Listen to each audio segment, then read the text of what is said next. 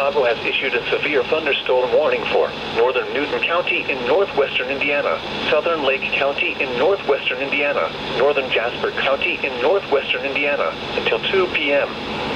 At 1:12 p.m., severe thunderstorms were located along a line extending from Lowell to near Maryville, moving southeast at 20 miles per hour. Hazard, 60 miles per hour wind gusts and quarter-size hail. Source, radar indicated.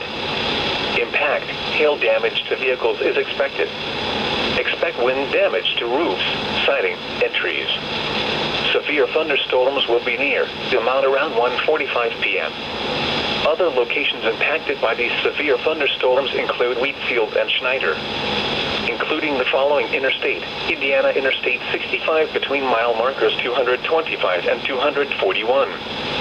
For your protection, move to an interior room on the lowest floor of a building.